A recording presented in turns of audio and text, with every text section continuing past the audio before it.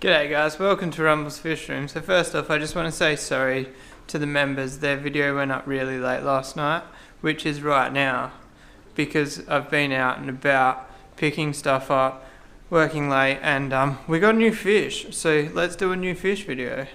Alright, so let's get stuck into what we got.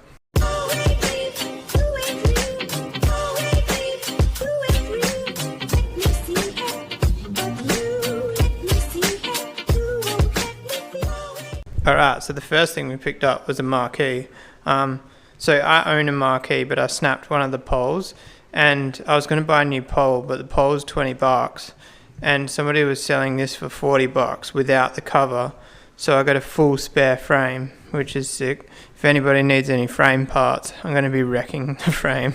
I was thinking, like, imagine that if I just start parting out gazebos. I've seen there's actually people online which do it. But yeah, that's sidetracked. Alright, so here we've got a fish.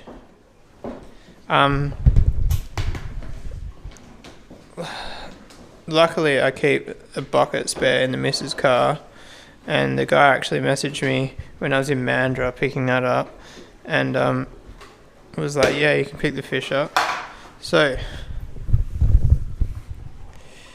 it's a Texas. It's a female. Apparently it's laid before. If you are watching overseas or whatever, I think what Australians call Texas is different to what like a true Texas cichlid is. I believe what we have in Australia is actually a hybrid cross between, is it Capriantus or something? Anyway, you guys probably know better than me in the comments. Where's my keys? They're in my pocket. As everyone knows, sometimes I just can't be bothered Googling. But yeah, basically, people argue in Australia a lot about what's an actual Texas cichlid. But the truth of the matter is, in Australia, I'm pretty sure 99% of our stock is actually a cross between the two fish. Oh guys, so the fish inside the fish in the IBC is still alive. It still stinks like bleach. There's one down there. You guys won't be able to see, but I can't believe they survived. Oh yeah, and somebody commented saying read the back of the container. It says it detoxifies bleach. Let's have a look.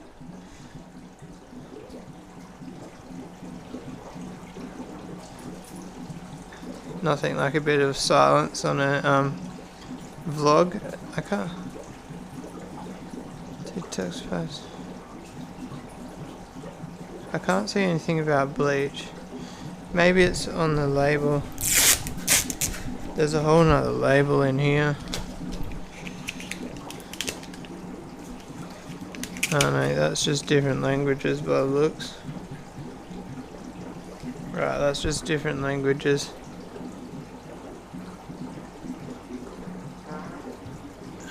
It doesn't say bleach on there. Maybe it says bleach.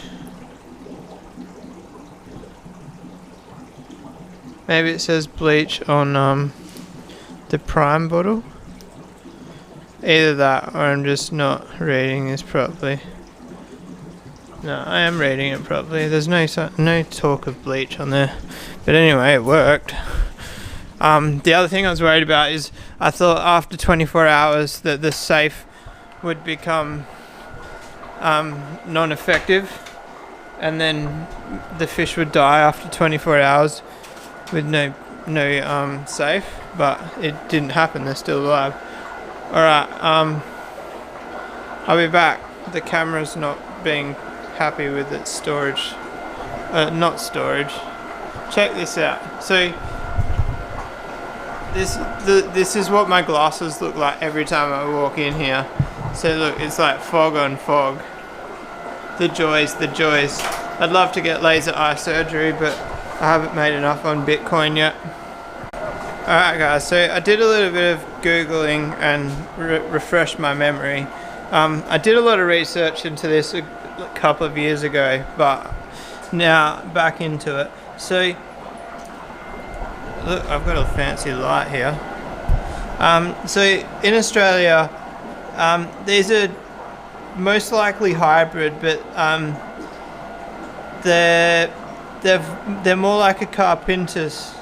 I'm probably pronouncing that wrong. They're the Carpintus style. So now, well, that's what they look like. So basically, it's what Australians call a Texas cichlid, but I'm pretty sure if you're in America or whatever, this is not classed as a Texas cichlid. So what am I going to do with the Texas cichlid? I'm not really sure yet. I've got this boy here. Oh, you're fogging up again. Come on, I just climatized the camera. So this boy here just bred with this girl here, but I think the eggs are infertile. Let's have a look while we're here. Yeah, unfortunately no black dots. To say I'm not surprised. Hang on, hold the phone.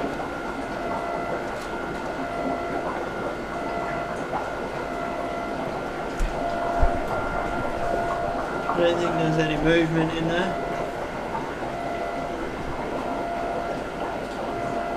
No, so they're infertile, which sucks.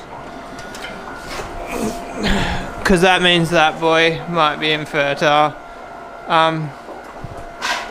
But that girl's actually... I thought she had a prolapse, but it's just her tube still hanging down. So basically, where I go from here, I kind of want to try breed this girl with him. Unfortunately, he's just done an infertile batch, which sucks, because that means that he might not be fertile. But I do have 1, 2, 3 other boys here. I'm 90% sure they're all boys. This one actually has markings of a girl, but I'm pretty sure it's a boy. One interesting thing is the Texas gene is so strong that they don't even look like flower horns at all. They've got like, the script is a bit stronger than a Texas, but that's about it. The only thing with them in this tank is their days are limited because it's World War III in here. But I kind of should pull that fader girl out and use that fader girl. I've got too many options now, guys. The problem is when you get this many fish, as far as flower horns go, Africans are easy because you just put them in their breeding groups and you breed them.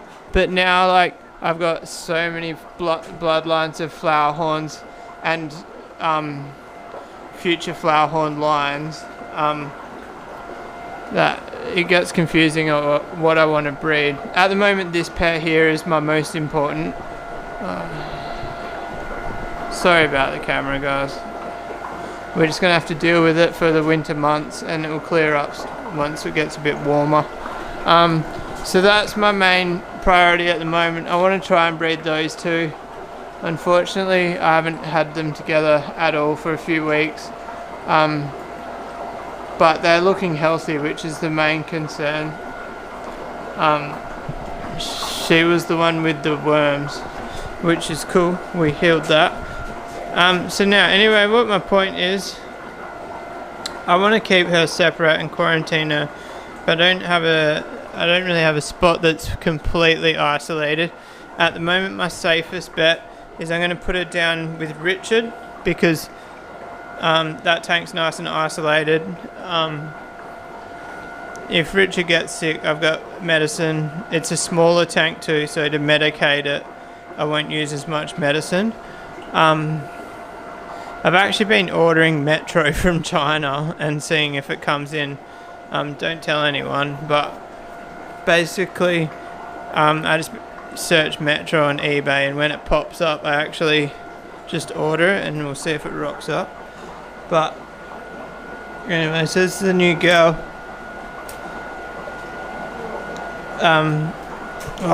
Standard Rumbles fish room fashion. Fish is on the ground.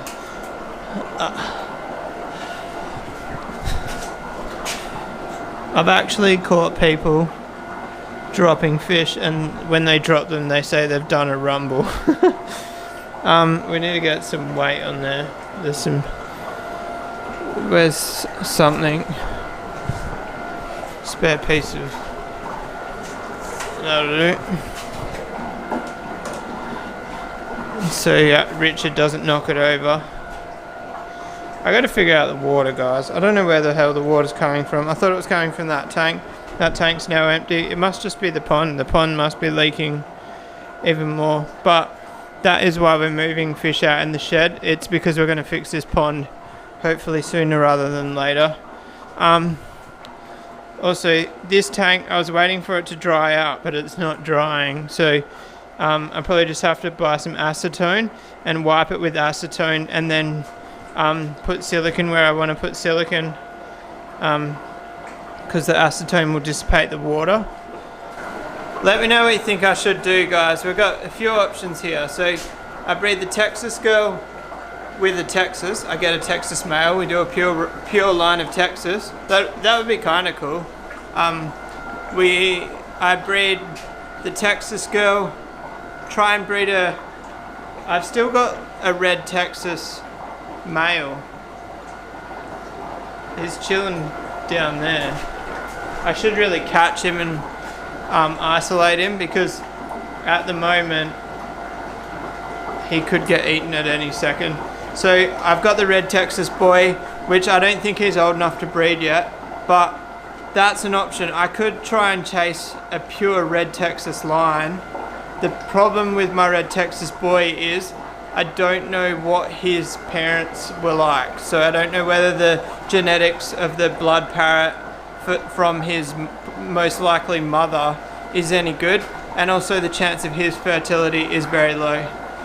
Then the other option is the red Texas hybrids. So the reason I would want to go with the red Texas hybrids is because they actually hold the fader gene, because the mother was a fader that I used to breed the red Texas hybrids. So I could keep I could breed her with one of the red Texas hybrids, and we could get basically a Texas, a fish that looks exactly like a Texas but fades like a flower horn. So it would be kind of like a red Texas, but it would be that more yellowy color rather than the red. I could go for that line. What else is there? I can't remember. Or I breed it with a faded flower horn, and we do it that way. But that means we're back to F1. If I breed it with the other Texas, it's F2. Well, I don't know if it's F2 or not, because it's not the same bloodline Texas. My old Texas boy was a ripper. If you remember him from back in the day, or if you've seen him in older videos, you know. But anyway, I think I'm going to wrap that one up there. Let me know what you guys think in the comments.